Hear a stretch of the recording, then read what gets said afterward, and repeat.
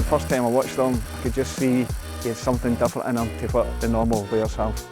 It's probably 2, and I used to just throw him it, and he just hit it with his right, hit it with his right.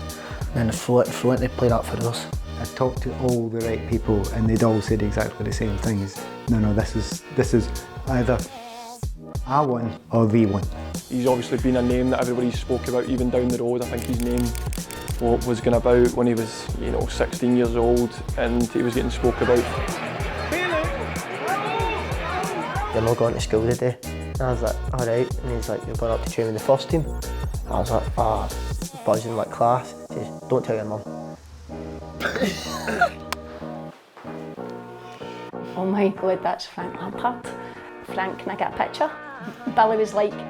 Best time ever, mum, brilliant. Got absolutely everything in here, everything you need.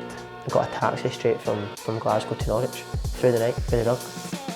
Just because I was like, I'm not going to hang myself, like I can't.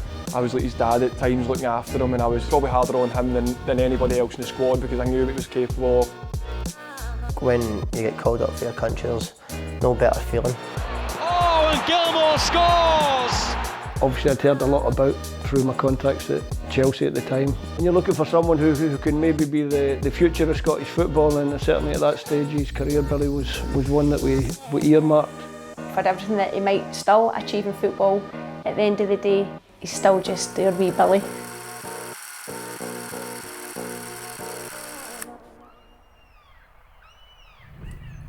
See the amount of haircuts, like I'd ask for like Nike ticks and Adidas badges, and I had a chessboard in the back of my head once.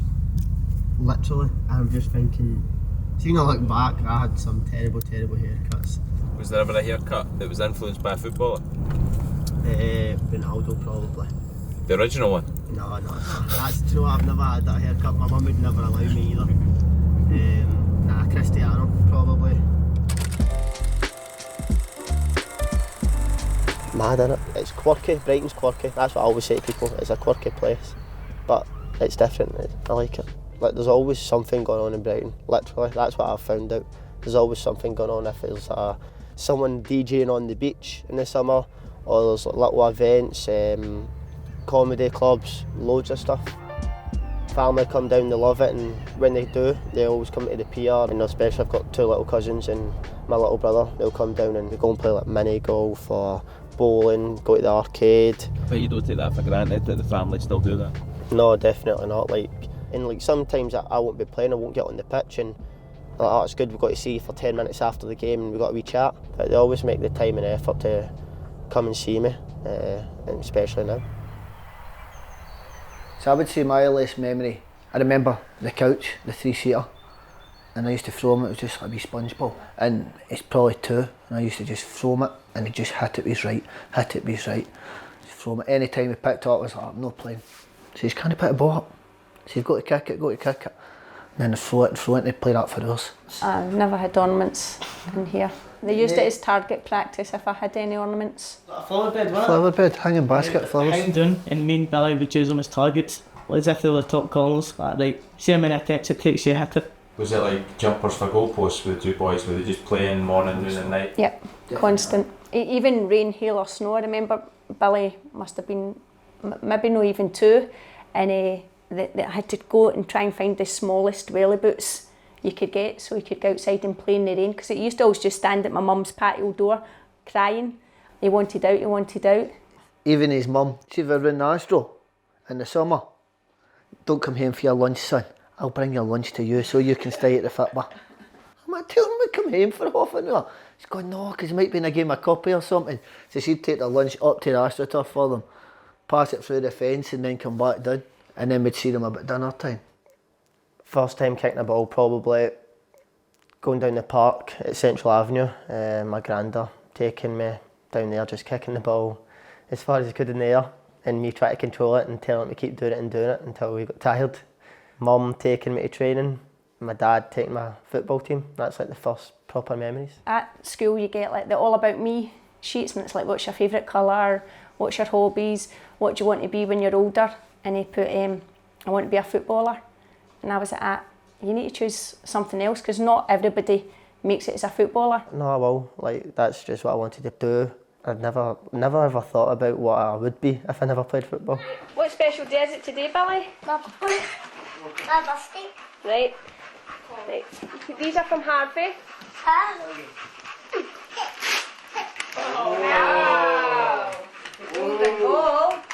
What about the glory days with Tass?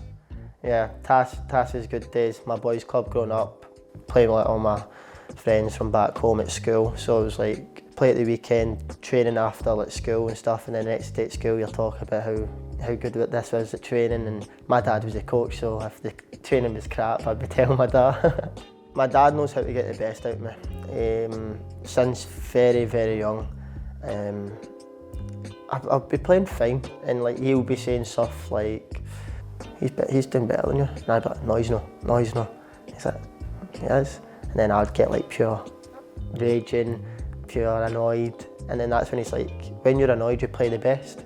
He says when you're aggressive and you've got your teeth gritted, he says that's when you're at your best playing football. And that's how my dad like triggered me to kind of play that all the time.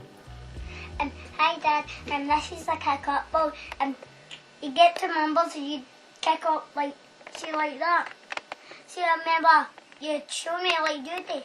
Keepy-ups. Aye. So I could do that then. And wow, look at that big rock gun.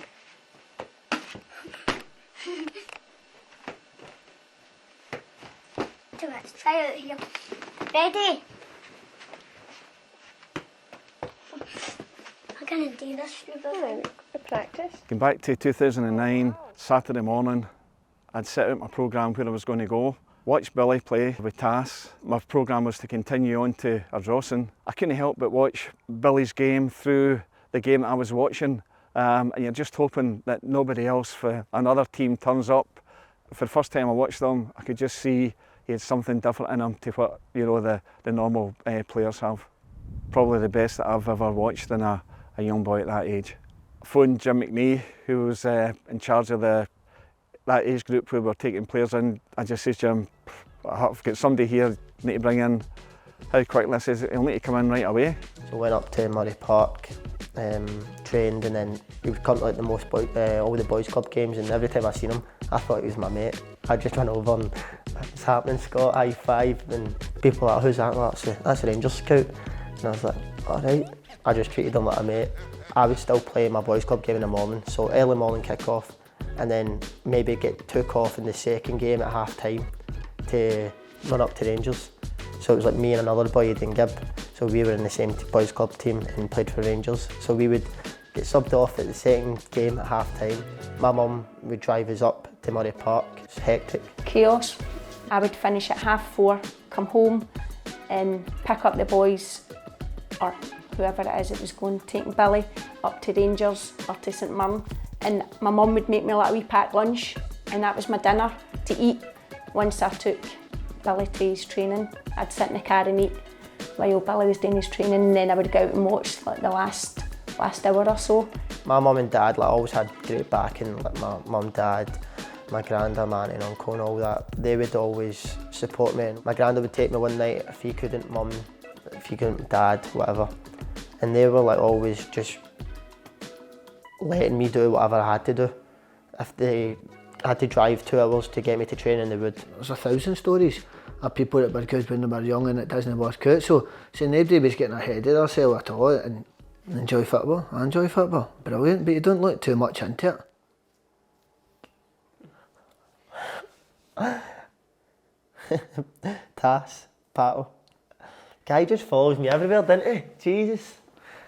See with this photo as well, so Nathan never played for my boys club, right? We had a little tournament, Scotland Boys Club and like a couple like big boys clubs, and we got the invite. So we took Nathan. So we had me and Nathan in the team. It wasn't cheating, he was just young.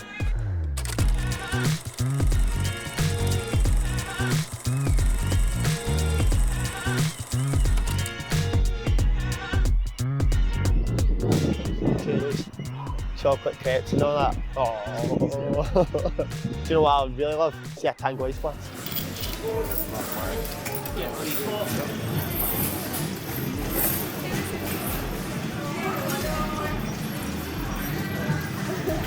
It's a fix, but it works because I keep going back for more.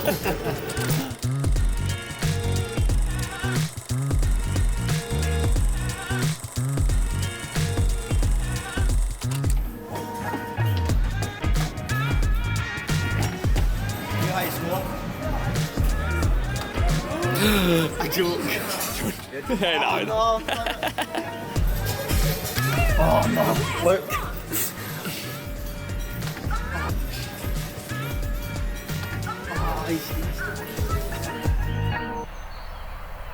Feds and the wee stalls are amazing. You walk across it on a nice day, or even like days like this, where it's coming to winter, it's still busy and people just go down there and get their seafood. What's the dish of choice? For me, crab, mussels, prawns, very basic. Very, very basic. Maybe try the other stuff, but it's very basic. I know what I like and I don't want to change it up in case I'm like, it spoils my dish. I still love going home as well though. I go home and I'll never like time for anyone, speak to everyone. I'll go home, go down to the baker's, and do you know what I miss from home the most? Is a roll slice and tatty scone from my baker's. Literally, like, that's the first thing I always do. So when I do go back home to Scotland, go to the baker's the next morning, or a fry up, like a Scottish fry up though. In all academies, when you hear an exciting kid coming through, it starts to become the talk of the coach's room. And then what happened was more and more the word spread about this young kid coming through, and he actually, to be fair, was in a very good group. And of course the group will get quite exciting as well. So what you found was the B team coach, the 18s coach, everybody was coming along for a midweek game to watch under 11s and 12s and watch Billy and his talent playing. I remember the first time I went, I didn't want to go in. I was nervous, I was crying. My granda, massive Rangers fan, took me up with my mum and all that, and we were there, and I didn't want to go in. I remember I was nervous, I was a bit scared, and then after the first day I loved it. But I was never like, oh, I'm training with Rangers. I just thought it was another football session. That's the way like, I would have treated it. I know I would have enjoyed it, and I loved the coaches. All the training jobs we'd done was like little tricks and flicks and like shooting practices and little games. So it was like all enjoyable. It was never like demand this, demand that. People talk now about Billy having an ability to take the ball in tight spaces, a good awareness, the way he moves the ball and his energy and all those things, and all of that. It's true, of course it is. But the bit that he's got that was different from everybody else, and it was really apparent at that young age, was a love of the game. When I was young, my dad would always bring me into the changing rooms, so like junior changing rooms, where his manager, Derek Fry, who great guy, he was like to my dad, he's going to go off in one, and my dad's like, it's fine, you can sit. So I was sitting there, and the manager, Derek Fry's going crazy at the players, and I'm a young kid, but I loved it. Just watch my dad, and I think with his like aggression, when I watched him play, he's like never pull up a tackle, always going 100%. If you don't go in 100%, you're going to hurt yourself. So like little things like that stick with me, and I use them to this day. So I played with an AV team, and then I done 9 or 10 years at Winton Rovers. Used to come off, I don't know how much I get paid, £40 or £60 a week. I used to come off and they say to me, are you docked another tenner this week? I'm about 4. He says, the boys were drinking juice and eating everything. They just come down and say, take that off my dad's wages, take that off my dad's wages this week. And I think Billy Senior would probably still tell you to this day that he's the best player in that house and believe it. I'm absolutely sure he'd believe it. So I think what you had on one hand was Billy Senior really challenging Billy Junior to say, right, come on, you need to win, you need to be who you are. The first tournament that Rangers took him to was the Mundialito tournament, and you'd honestly think it was a mini World Cup for under 11s. It was brilliant, and we're playing against teams like Real Madrid, Barcelona, and a lot of Dutch teams, a lot of German teams. And it was like before it, they walked around the stadium, like Rangers Scotland, and I think they must have played Simply the Best or Flower of Scotland or one of them, and all the fans are going mental, but every team done it, like honestly, like a mini World Cup, the opening night kind of thing. It was amazing. At that point, you felt like a young professional football player. That was a class zone. We got to the semi-final and we got beat off Seville, and then we went to Holland. The Holland tournament was probably a personal highlight. We won that and I got player of the tournament. Was he holding his own in that kind of company? No, he wasn't holding his own, he was standing out. Probably made him realise that, you know what, I can be top here. but never ever with an ego. He always was so humble that he would keep working at it to make sure he gave himself the best possible chance. Remember the first time I got told I was going to train with him? Dad phones me and he says, where are you? And I says, literally just pulling up to the Grange, the gates at the front of the school. And he's like, you're not going to school today? And I was like, all right. And he's like, you're going up to train with the first team? I was like, oh, buzzing like class. He says, don't tell your mum. End up going up training, and then pictures end up coming out and like me reading, I think it was a bit of paper Mark Warburton was telling me. And mum's like, oh, when was this? And me and my dad just kind of look at each other like, it was a great experience and I loved it. I think first memories are Billy coming training with us when I was coaching at Rangers. Coming around and training with the first team. He was only very young at the time, but very small, but obviously very talented. So just coming around just to get a taste of being around the first team. He's easy to like, and you know, his personality is just conducive to coming into any environment and settling in, and that was the case. And obviously his football speaks for itself as well, which always helps if you can, you know, it's all right being a nice person, but also when you can actually impress people on the pitch, then you get a lot of buy-in from that as well, which he obviously did very quickly. Billy was unbelievably close to featuring for the first team. I think that the club was in a bit of transition at the time because he'd obviously worked with Mark Warburton and David Weir, and then Mark left, as did David, and Graham Murty came in at that point, and he was training with the first team regularly. He was about the squads, and I think there was a moment particularly, the rules didn't allow him to play in the league, but there was a possibility he could have played in the Scottish Cup. But I was in one of the squads for a cup game at home, and Graham Murty basically pulls me before the game and says, look, you're not on the bench, in the squad. And I felt like I was going to be on the bench and maybe come on that game. It works in its weird ways, so it does, football. Of course, I would have loved to have played for Rangers, but I ended up moving on, and maybe it's a wee part of my journey that made the decision a bit easier. It was one of those things when you are a manager, assistant manager, you know, you want to keep your best players around, and Billy wasn't ready for the first team at that time, but we also were realistic in terms of Billy would have had a lot of different choices, a lot of different options. He would have, you know, the world would have been his oyster, so you also have got to go and state your case and try and persuade Billy and the family that you know, his future could have been with Rangers, and as it happened and as it turned out, it wasn't, and I think everybody completely understood that, but I think it was our duty to try and persuade him that it was. See with this, that top, Jimmy Bell was a kit man. When I was leaving to go to Chelsea, I tried to take my top after the game, but Jimmy took it off me straight away. Says, you're not getting it, you've not played a game for Rangers. And I was like, all right, youngster, didn't want to say anything. When I was leaving, he came in the indoor hall and he's like, where is he? He's like, got to Chelsea? And I was like, aye. And he's like, all right, got a present for you. I was like, right. Threw me the top. And I felt like that. I was like, oh, cheers. He says, right, go off. I love Jimmy Bell. He was good with me, really good. Rangers knew that Billy's desire was to go and play in the Premier League. So you get a lot of stories out there that are just not true. People say it's for money and everything else. It's never about money for Billy. It was to go and play in the Premier League. That was his dream. We knew that. It was strange where I'm going to school and I've got my mates telling me, oh, this team wants you and that team wants you. And I'm like, aye. My teachers, like PE teachers, are like, oh, this team wants you. And all the PE teachers love football. So like we'd have a good chat about it. Walk around at the shops, people are asking you the same question, oh, are you leaving? Or why are you leaving Rangers? Or I'm thinking, Jesus, like, you've known me since growing up and now you're speaking to me asking about this. Like, I don't read newspapers, of course, but like my papa, my granda would send it into our WhatsApp group chat. Oh, he's on the front page today. Look, and there's Billy. And it got a bit surreal, like, oh, this is pretty serious now. When Billy was 15, it was a big decision to make. He'd went and visited a few teams with permission for Rangers to do so. And we sat down, we done our pros and cons, didn't we? And then we wrote down pros for this team, cons for that team.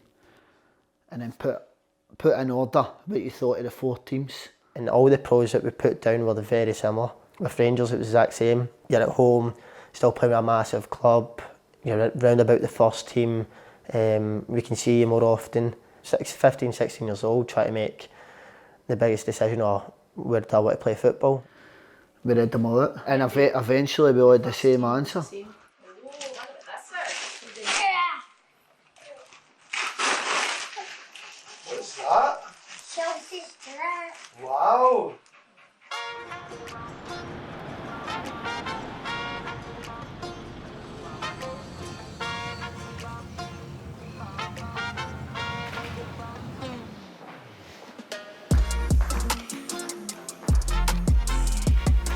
My first memory of Billy, looking back, was a meeting that we had at Cobham at Chelsea's training ground. I was in the process of doing my coaching badges at the time, and I got asked by, I think it was Neil Bath, the academy director. He said, we've got this young kid coming in from Scotland, from Rangers, with his mum and dad.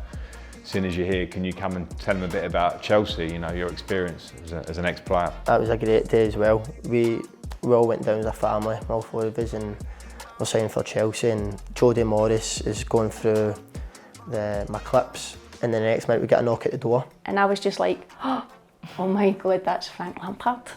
And he's like, oh, do you mind if I come in and just have a wee blather with you and all that? And he's like, aye, that's fine. And I always remember Billy's agent saying, so if you get any other questions, what about you, Mum, any questions? And I was just like, Frank, can I get a picture? Billy was like, Mum, and I was like, sorry. But I thought, well, I might not see him again. Best time ever, Mum, brilliant. Ended up getting a picture, and then that was it. I'm just sitting there like, Frank Lampard there. He ended up being my under-18s coach towards the end with Jody Morris. He was coming in and taking some sessions, so it was a nice moment. There was something about him in terms of his personality and his family's way, his mum and dad, that it really struck home to me. A very normal family, sort of, you know, not to prejudge them, but you know, I felt like a sort of working class, really wanted to support their boy and their boy to do well. I got a really good vibe from Billy. I always then had Billy in my head from afar, because at that point I was on my little journey of becoming a coach. Hi Dad, thank you for this BD thing, and I've got the Chelsea sitting there. For me, when I moved down, I was young, so I was only thinking of the football. I was never thinking of what am I going to do after football training and what at night time. I was just thinking, I'm moving down to London to play football, in the same sense of I'm moving to Brighton to play football. So you don't really think that, and then when you're there, sometimes going into London, Selfridges, when we got paid at the end of the month, go and buy something, that was like what we looked forward to. We've done that as mostly as like a team, but as a team.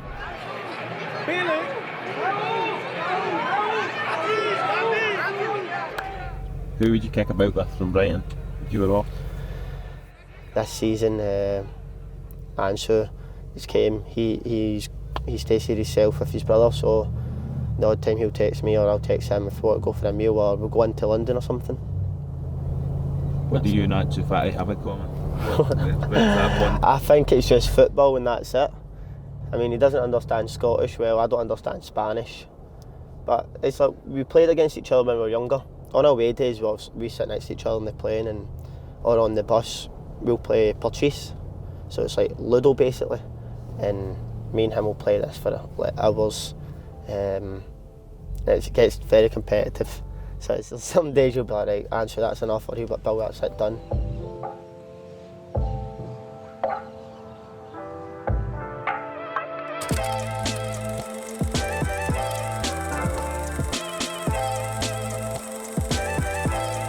Welcome to the Brighton training ground. Hello. I'll grab that, I'm good, thanks, you.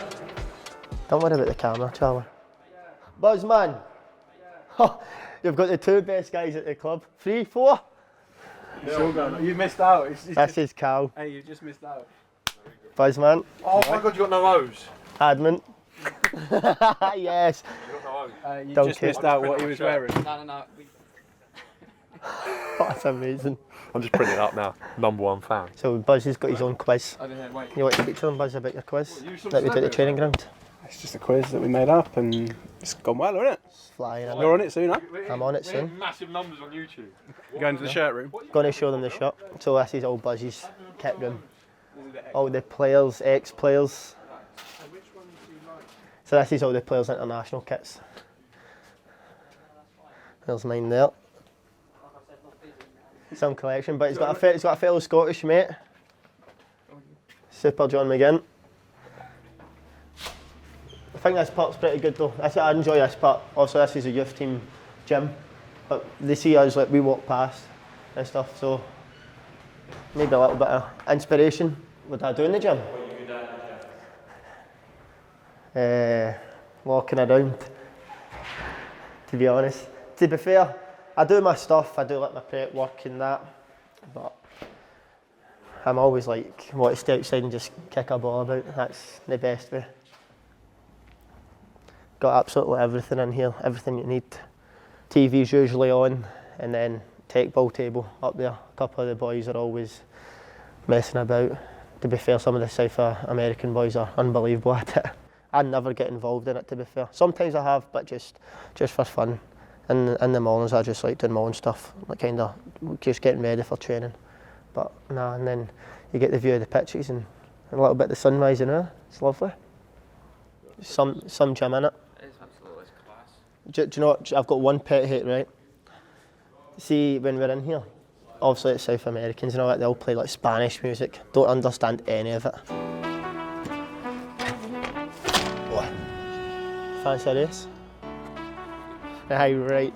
I mean, like after training, we always get like a bit of shooting practice, or we can play like foot golf, like closest to the line, play a couple games. So there's always someone wanting to stay out and do a bit extra as well. So, and I think as a team, I think we're all quite like that. So it's always good to get good numbers for shooting competitions and stuff. He would always be one of the last to leave and one of the first to come in. I know people say that, but that was genuinely the case. I know it's a cliche being first on the training pitch and last off, but he was literally that. He'd always wanted to be. As soon as we're down to training, his boots were on, he was out on the pitch. Listen, he's one that he'll be on the training ground last every day. I did hear about Billy while he was at Rangers. I talked to all the right people and they'd all said exactly the same things.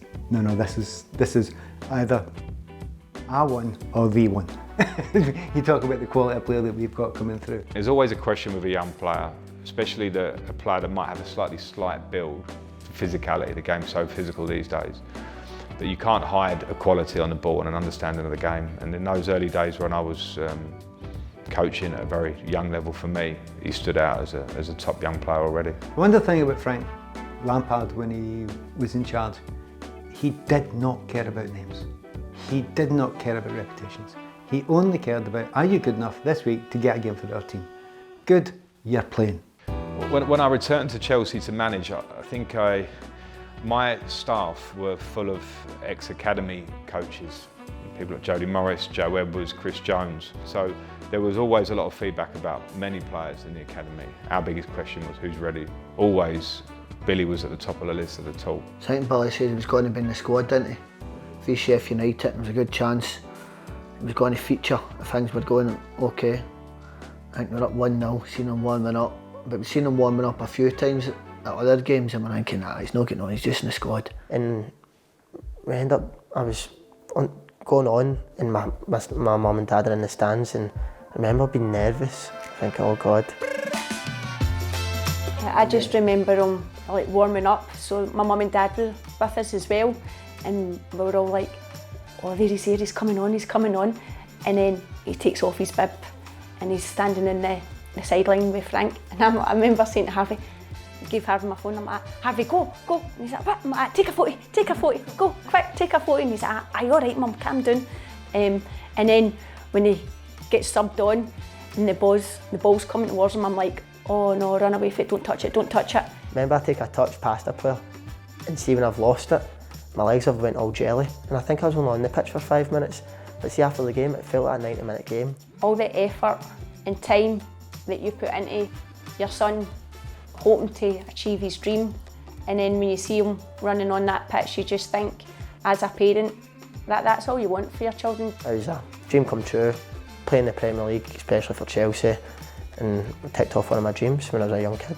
Of course I was disappointed to score. The score was 2 each, and I think I came on at 2-1 and they scored. So straight away I'm thinking, oh, it's me. And you blame yourself, don't you? So it's just one of the things, but I remember him texting me saying like, proud of me, I deserve it, keep going, stick with it and stuff. So for someone like Frank Lampard to go out his way to text me, that was a surreal moment. Well, we got to a point at the towards the end of the season, getting into the crunch part of the season, we were playing Liverpool in the FA Cup, Everton in the league a few days afterwards. I think we got a heads up the night before to say I'm starting in the cup via Liverpool, and I'm going, wow. And then I phoned Carrie's mum and dad to say, listen, I've booked 2 hotels, 2 rooms in the hotel, come down. I wasn't surprised when Billy played against Liverpool and controlled it, purely because I know they had it in him. And I'd been telling people, the Chelsea fans who hadn't seen him, look, you're going to love this kid. It's weird because even though he'd played the exact same way at under 18s and under 21s, you always think that you can't keep doing that at Premier League level.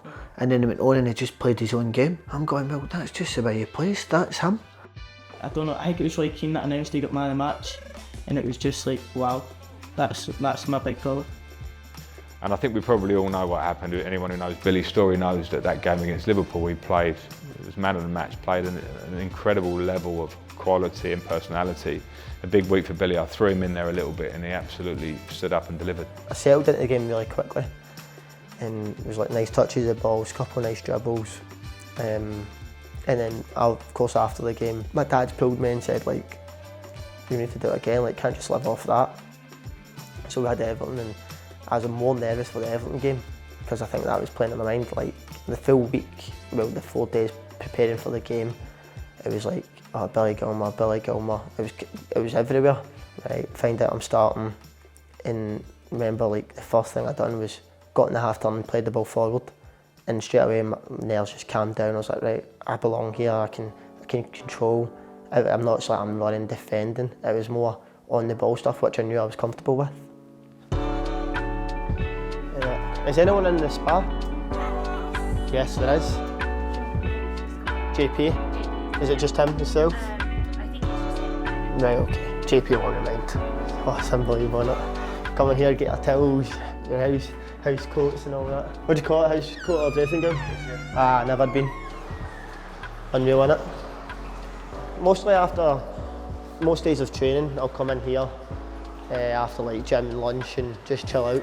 Sometimes I'll maybe just go home, but always good. If you've got stuff like this, it makes you want to stay longer, doesn't it? So it is class. So this is like a meeting room. We come on here every morning. I always sit here on the left. This is my seat in the meetings. I watch clips in here. So we do, so like Crofty, he'll say like, let's have a 1-1 meeting, and usually do that after games. So he'll like show you clips from the game, what you could have done better, what was good, or I know like as in pass completion, like I always like to look at that like pass percentage, because I don't like giving the ball away, it's the same as any player, but you always want as a midfielder to be above 80, 85, making sure that you're not giving the ball away much, do you know what I mean? So I think that's the most I'll probably look at, the biggest stat. Are the youngsters doing the griddy. What was the best about being like a youth player? More fun, probably. Did you do your job, Billy? At Chelsea, I done jobs, so like under 18s we had like a week planner, so you'd be like pump up the balls, make sure that all the bibs there, cones, take out the equipment, water bottles filled up. So we done that at 18s, and then at 23s it was nothing. Kind of got treated more like a pro, but of course you still had to do like clean your boots, making sure, just little stuff. My own. I never end up cleaning any first team players' boots. Never. The only time at Rangers is when I was round about the first team, where Jimmy Bell would tell me, tell me to pick up all the dirty kit and all the boots, and I loved it. Did you resent doing the jobs, or do you see the value of what they come back? No, definitely. I mean, I love football, and I was fascinated to be seeing like the first team players in the change room. So I'd go up and pick their strip up and look at the back and be like, oh, that's class. Like feel like the real ones. Obviously, when I was young, like you had the no fake ones, but it wasn't like the proper match kit ones. So when you pick that up, you thought, oh, that's proper. So just little things like that just make you pure enjoy it more. And then when you're the first team player and you see the youngsters come over, you wonder if they just think the same, like, oh, I've trained with the first team, doing all the like the kit and stuff. So it's a good thing, and I think that we probably don't do it as much now, don't they not? So no, I think Billy was definitely excited about it. Crazy, you forget, just like I said to Billy, I says, there's no many Scottish players win it. I says, and to be in that position to win it, I says, it's probably the biggest trophy you can win. Champions League.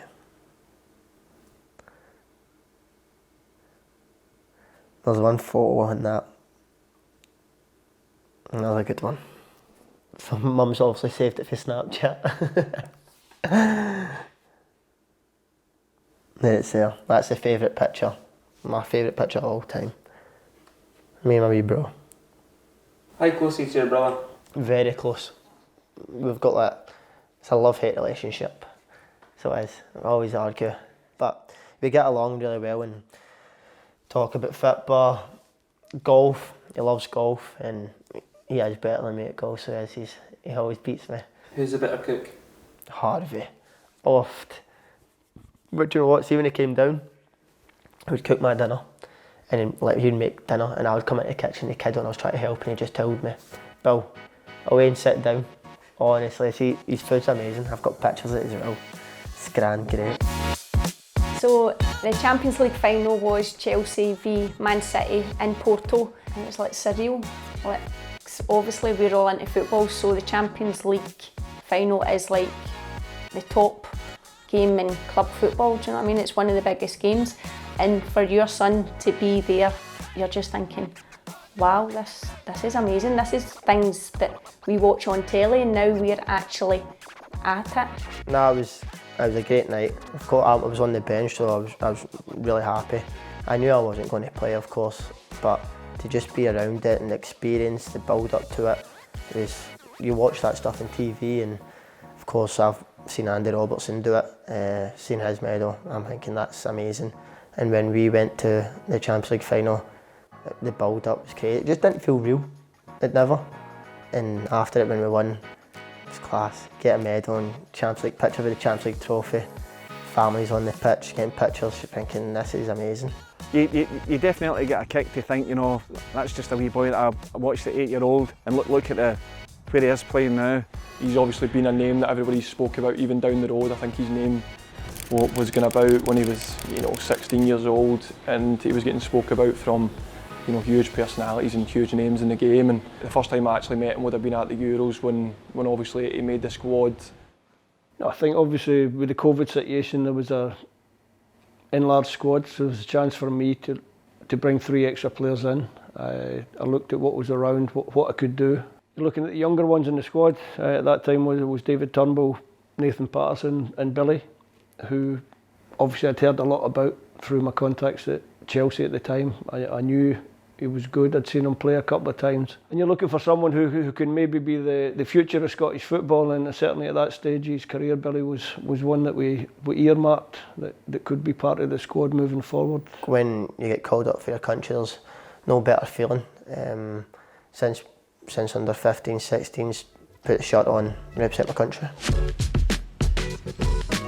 Scottish FA JD Performance Schools were formed in 2012, and the idea was to create an environment that our best young potential had an opportunity to train every single day.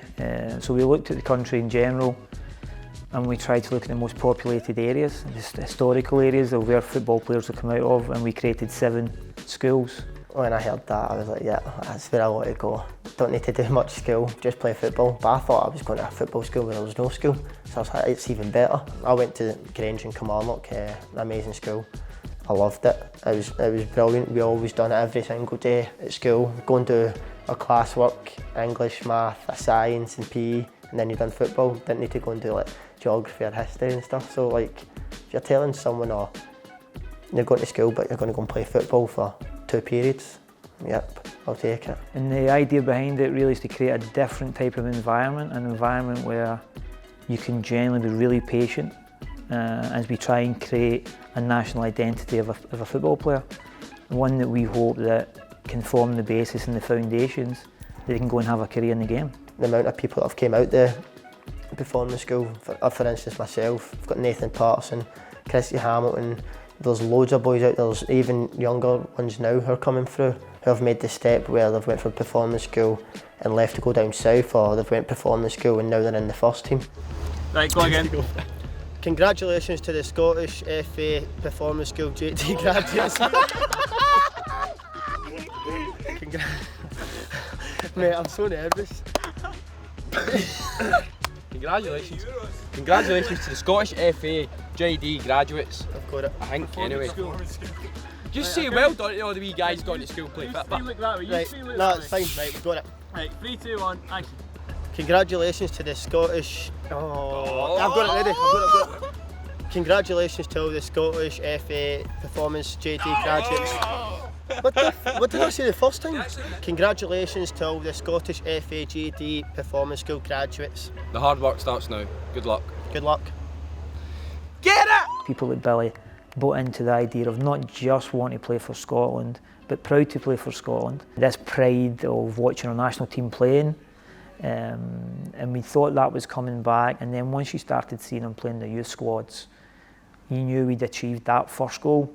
That's ceremony for the performance school. That was all my mates at the school. Jay Henderson, he plays. Pato. There's a top picture. Look at the Barnet though. Jesus. Me and Pato, Victory Shield. Well, I remember coming here to watch the Scotland 16s and hearing about one or two of the names in advance. Some of the guys that maybe had a bit of a reputation, guys to look out for, and as much as it was a name that I had heard, it wasn't really one that I was set on looking out for, which was probably the best thing about it. But then as soon as the game starts, your eyes were drawn to him. Nice play from Scotland, trying to set the tone early on into the danger man Billy Gilmore. Skipping through and into Semple early on. Clatters heavily into goalkeeper Keaton Clark. And then once your eyes were there, you found yourself that you couldn't look away for the rest of the game, and you found yourself almost player cam type, just watching the way he moved. Into Gilmore, turns back. Wonderful balance. So I got called up to the 21s, Scott Gemmell was the manager, and I was excited. Of course, I love going away with Scotland teams, get to see all the boys again. Of course, I've never been with this age group, but I was going with another boy, Chrissy Hamilton, who I've grew up with, so I was going to be comfortable with him, right? So the Toulon tournament, it's an under-20s tournament, one of the biggest youth tournaments in football. The likes of Ronaldo, Zidane, players like that have played in it, so a lot of big names. So we shared a room and we're going to train and we're talking about the standard, the level, and both of us end up playing against France for our first game, and I think we won the game actually 1-0. And after that, we were buzzing, two youngsters. We were playing with our age group, and then we got called up to 21s. And the full summer was amazing. When I listened to Billy on the phone to his dad, he'd be frustrated because he didn't start the first game and he didn't come on, and I went out there with the expectation just to sort of go out and enjoy it and enjoy the experience, whereas for him it was about getting on the pitch, impressing people and making a name for himself, which in the end he done that. The end up of that, played majority of the games, and at the end of it we were getting awards and got revelation of the tournament, which was a proud moment. 16 years old, it was class. It opened me up to men's football. If anyone asks me who's the best player he played with or played against, I always say Billy Gilmore, because his standards of himself, wanting to go to the 20s, under 20s at 16-year-old and expecting himself to start the first game and to be the best player in training every day, and the standards he expected of everyone else was so high, and I think that's why he's probably just continued to make the next step in his career, because he's always pushing himself to be the best he can be. There it's there, my braces, revelation of the tournament at France, and that's class. Watching not only like the willingness to like take the ball in those tight areas, but almost like that he preferred it that way, like preferred it if he was surrounded by people, and really seemed to like thrive on it. And straight away you're sitting up thinking, who is that? Who is this kid? Because maybe off the back of a generation of accusations, maybe unfairly, that it was the big powerful players that kept getting picked ahead of everyone else, yet there was this guy who was handling the ball like a 25-year-old Spanish midfielder or something like that. The Euros coming about, Billy was maybe on the fringes and people were speaking about him maybe getting called up. And it would have been mine if it hadn't been for those meddling kids.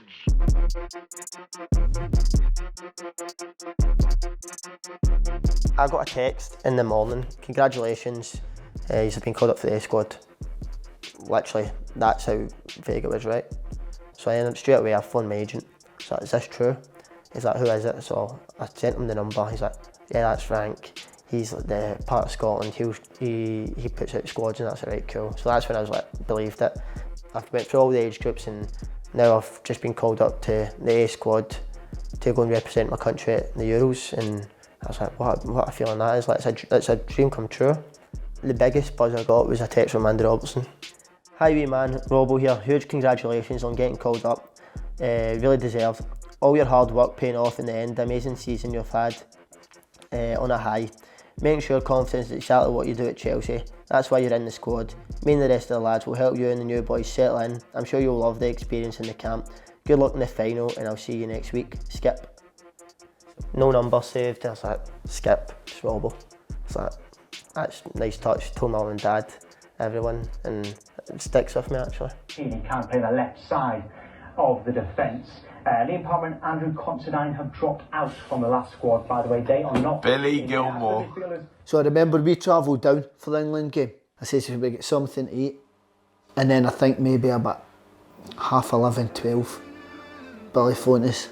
I didn't think I was going to play at all. I thought it was experience. And when I found out I was starting for England, told my dad straight away, I was like, I'm starting. And we were going, no way. He's like, aye. Obviously your family's a big game, Scotland v England, at Wembley, everybody's buzzing, oh we're gone, we'll see you there. Oh amazing, like work hard, like enjoy it. All the Scotland fans singing, of course we've seen all the videos the night before of them taking over London, which was amazing. And I was like, this is like surreal, like, this is happening. Going out and of course playing against players that I've already played against. So I was comfortable in that sense where I knew I was up against Mason, who I've trained with every single day. I know what he's going to do. He'll know what I'll do. Like, I can work hard and it'll be a good competition. It was pretty good, you know, it was outstanding because he gets thrown into a game of that magnitude. To go out there and handle it the way he did, to be part of a really good team performance, I think was good for Billy. But my mind went back to the games against Liverpool and Everton for Chelsea, where I'd thrown him in potentially at the deep end, and he dealt with it. Good players do that. The game will stick with me forever, loved it. Still remember Sods, his shot, I thought it was in. We had a good opportunity, we started well. It was a great night for Scotland as a whole and us as a team. It's still surreal, like this is just Billy playing for Scotland, and you're thinking, wow, do you know what I mean? It's just Billy for Ardrossan, and he's down at Wembley playing against England, and you're thinking, it's crazy. The confidence and the slight arrogance that he showed that day was incredible to watch, and everybody had spoke about him, but that was really when the Scotland fans really went, this is our future, and I think going forward it will continue to be that. There was a lot of nice things written and said about you after that performance at Wembley. Andy Murray sticks out, he tweeted that night, Billy Gilmore is my idol. What did that mean from someone, I mean a legendary Scottish sporting figure? When I seen it I was like, it's Andy Murray, like one of the biggest in Scotland ever. Watch him all the time in the summer, Wimbledon, Dad shouting at TV, I'm shouting at TV, so it was like, it was class to see that, like Scotland coming together.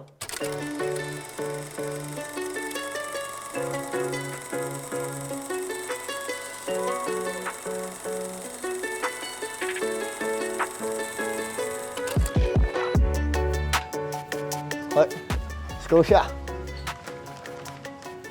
Actually, Donkey binned one earlier, look. I made it. I don't know who would play me in a movie. Going to see somebody like Leonardo DiCaprio and I'll try and boost myself up. No chance. DiCaprio. That So yeah, locker room, sit next to Tariq, my mate. So when I came in, this was like there was a couple of spare seats, and the first day in, I sat up here next to T. João always plays Brazilian and Spanish music, To be fair, it is quite good because it's got a nice beat, so he doesn't want to listen to Jerry Cinnamon probably. There was a lot of interest in him, and when he was away with Scotland at the time, I can always remember Stuart Webber, sporting director at Norwich, gave Granny the task of obviously getting him to us, and I don't know what Granny had done, but he managed to get it. I think he'd him locked in the room for a couple of days, but it was a good move. It looked a really good move on paper for him.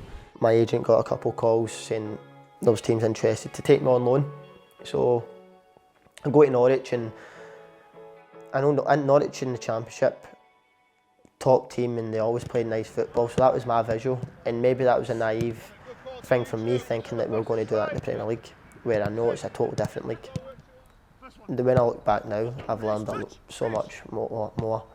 So, for instance, when at Norwich, my first season at Brighton, I wasn't playing, but I knew I could handle it. I handled it really well, because at Norwich, I'd done it there for a little part. He was there as a sort of the pin-up boy, if you like, the big signing from Chelsea that was going to help Norwich stay in the division. I was like his dad at times, looking after him, and I was probably harder on him than anybody else in the squad, because I knew what he was capable of.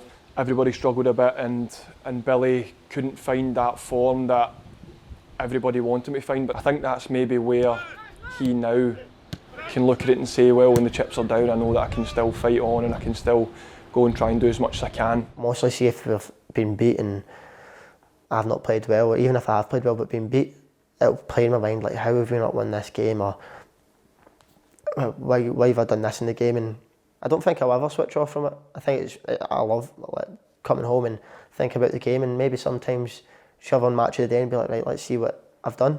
Tell us about how you de-stress around the house. See, when my dog's here, chill with my dog, go walk with my dog, sit in the sofa with him. He wants to play, tickle, fight, everything. So that's probably what I do after games, and it's amazing. After I won Scotland camp, I was like, my mum and dad were on holiday, and I just went to the house, went into the house, took the dog, took all his stuff that he needs, and got a taxi straight from Glasgow to Norwich through the night with the dog. Just because I was like, I'm not going home myself, like I can't. And when you had your dog, I just got a walk into the forest, and it was class. Obviously, come back from Norwich, we were on holiday, and he phoned me and says, I've been sent to the 21s. Oh, what do you mean, you're in America? And he's going, I know. Tickle says, when the game time here for us. It was a tough one, because of course I never wanted to leave. I felt like I could play for Chelsea, and that's my home. Like, I grew up there mostly, basically at 15 years old. I love everyone there, the staff, friends. I knew the place really well at the time. Like, I want to play football. I don't want to sit on a bench, and I don't want to be out of squads. I need to play football. I represent my country now, and I want to be in many squads and play as many games as possible for Scotland. So I think that if I was to stay at Chelsea, it would probably set me back a little bit. And after obviously a failed loan, he wasn't kind of enamoured with going in another loan. He's going, no, I don't want to be a loan player. Just want a team that's my team, and I play first team football. Straight away I knew that my time was up. Manager never wanted me, so it was like, I had conversations with him, and he's like, maybe it's best that you do leave and maybe find a new route. And I was like, yeah. So made the decision to leave, and Brighton came forward, and when they first called I was unsure. So phoned David Weir. We just said, look, Billy, young players get opportunities here. This is the way we'll play. We think it'll suit you. Ultimately it'll be, how you train, how you do when you get your opportunity will dictate how much you play, and that's down to you, but we can assure you there is a pathway here. There is an opportunity for young players to come in and play regularly and play in the Premier League, and hopefully compete at the top end of the Premier League. You can move to Brighton, for instance, who are now obviously a fantastic club, and move on again, and there are many journeys and paths to have, and they're all part of the experiences. It's easy when you're an old man like me to be able to say that, but when you're in the moment, Billy's probably, I want to play for Chelsea forever. Now Billy's gone his own way. He'll be stronger, he'll be better for it, he'll work with other coaches, he'll work in a different environment, he'll see another dressing room. All those things are only going to be a plus for him in the end. It sounded brilliant, so I've came down, signed the contract, and seen the place, and the place was nothing what I expected. It was unbelievable. 2 days later, the manager goes to Chelsea and going, no, here we go again. It was a strange moment. I've signed, met Graham Potter, and literally the week later he's left. And the weird thing about it, we were training at the Amex that day, and before we went out to training, me and Levi Colwell seen the news that Thomas Tuchel has been sacked, and I was like, poof, that was a quick turnaround, like what's happened there? Levi's like, Jesus, like I never expected that. And then the next minute after training, Graham Potter's away at Chelsea. He's driving up, and I'm like, you can't write this. Our manager left really quickly, and Billy having just come into the building, obviously nobody envisaged that, and that was something that happened that we had to react to and adjust to. So we just tried to continue as normal. And that was it. And then that's when De Zerbi came in. His first training session was intense as in the tactics, and do you know what, the first couple of months it was very strange, where the way he wanted to play was like waiting for pressure, passing out of pressure, two-touch, get yourself opened up, playing in like certain styles to break out from defence, and I loved it. But I wasn't playing, and I'm trying stuff, maybe working too hard to try and impress, and that's probably why I wasn't playing as much. But I had to like learn a lot, and I did get my opportunity towards the end of the season where I played more games consecutively. Wolves was probably the standout game under De Zerbi, where it was a bit of a make or break. If I never played well that game, I don't think I would have been at Brighton this season, and that was totally how I thought of it. But I had a really good game, and I was buzzing with that, of course, and played the rest of the games towards the end of the season and enjoyed it. When I came back after the break, I was ready to go. I was like, right, this is my season now. I need to work hard and do everything, and I know how he wants to play now. I'm not sitting at the side learning. I've learned it. I've done it for the full season. I know what he wants. So coming in and started the season off well so far.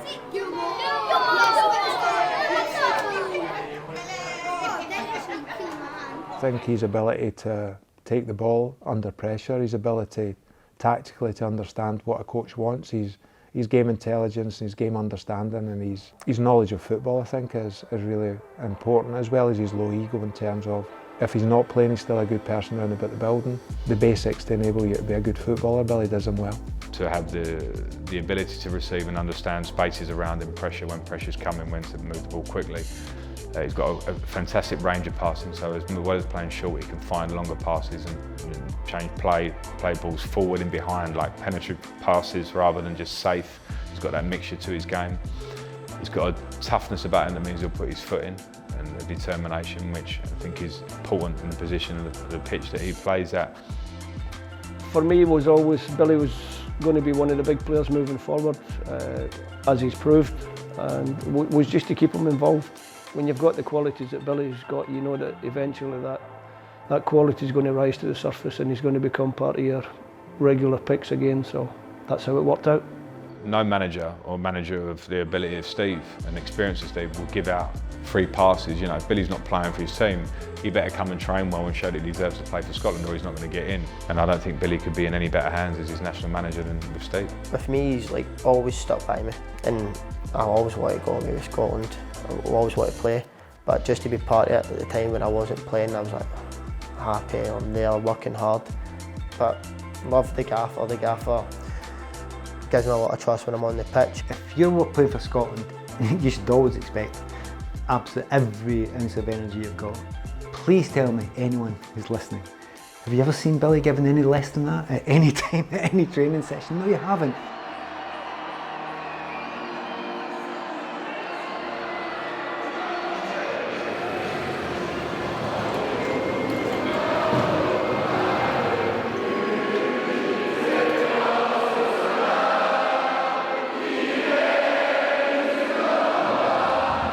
McLean, now Gilmour, with this, and Gilmour's in! Oh, and Gilmour scores his first ever senior goal! Finally scored my first goal in professional football. It was weighing heavy on me, as you all know. Every game I'd be like, oh, I had a shot there and I hit the post, oh, it's been saved, how did that not go in? I've always said, oh, this celebration, that celebration, right? Like everyone else is like doing it in the corner flag or a knee slide or something. I've just scored the goal and ran straight to Scott McTominay. So that just shows pure inexperience in no scoring goals. Honest answers only. How many times did you watch it back? Oh, loads. I think the full, I stayed over in France that night and I was getting the Eurotunnel back the next day. I think the full night I went back to the hotel and just kept replaying it for different angles. You have to let me laugh, lads. I definitely feel he's got talent and ability to get in the box because he can finish. There's no reason why he can't score more goals. So I think he can add it to his game, but at the right time as he gets better and more mature. I think we're really lucky because he's probably not alone in this, but some of the guys that are flying the flag for the national team at the moment just seem like really good people as well, which does help. There's no doubt about it. Yes, the priority is what they do on the pitch, but it always just seems like really down to earth, really mature, but just a genuinely a good person who's probably never forgotten where he's come from. I think he's the type of guy that you want to see do well. Everywhere I go now, I'm seeing Scotland strips like McKinnon, McTominay, Robbo. I'm seeing all this now, and I've never really seen that growing up.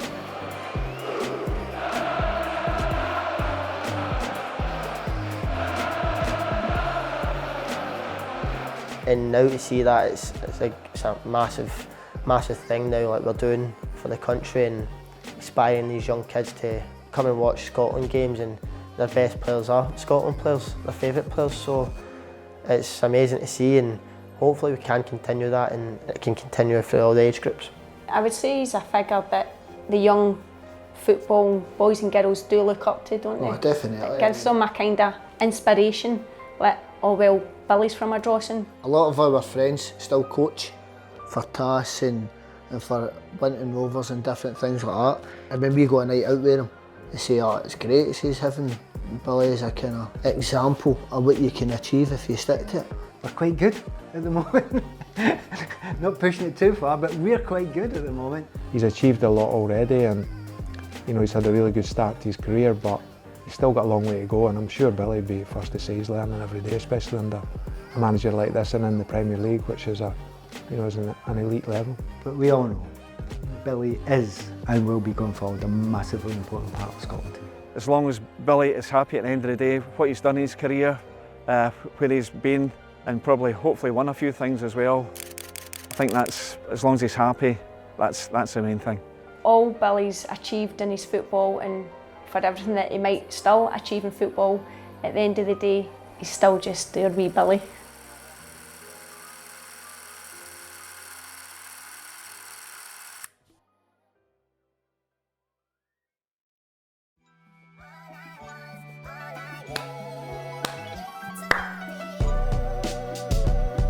I think because he's a small player, I don't need to talk about that much, but I think people can kind of go, oh, well done, lad, you know what I mean? As if it should be a surprise, do you know what I mean? Scotty Iniesta, and he's 5'4", and Billy was raging, mate. He's going, I'm at least 5'7" and a half.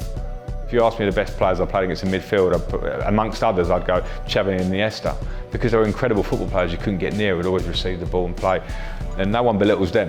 I'm sitting there, so I asked Kenny, I said, oh Kenny, can I go and get an ice pull? So I got my ice pull, and they shout my name, Billy Gilmour, for revelation of the tournament. I'm walking up, and when I'm getting pictures of the trophy, the ice pull at the blue, I think it was on my tongue, but I was asking if I had it in my teeth. And then the way home in the car, we just kept showing my tongue, it was all blue. I ended up on Radio Clyde GBX with George Bowie after the Scotland-England game at Wembley. So George Bowie said to me, oh, you must be buzzing about the result and how well Billy played. And I remember thinking to myself, right, I can't use buzzing again, and I'm thinking, like, another word for buzzing, another word, and then I went, oh, I'm mega buzzing. And I was thinking, oh my God, can't believe I just said mega buzzing. But we still get slagged, mega buzzing. Chelsea won the Champions League, right, so got there, first person to walk in is wee Billy. And Billy goes, oh Pat, how you doing? And there was this brilliant moment where Petr Cech comes walking over, and Petr goes, hello, to say hello to me. And Billy goes, oh, leave it alone, Peter, I'm talking to Pat. And just blanked him. When we do the part 2 of this in 10 years' time, what do you want to have achieved? What do you want to have done? Grow a proper beard.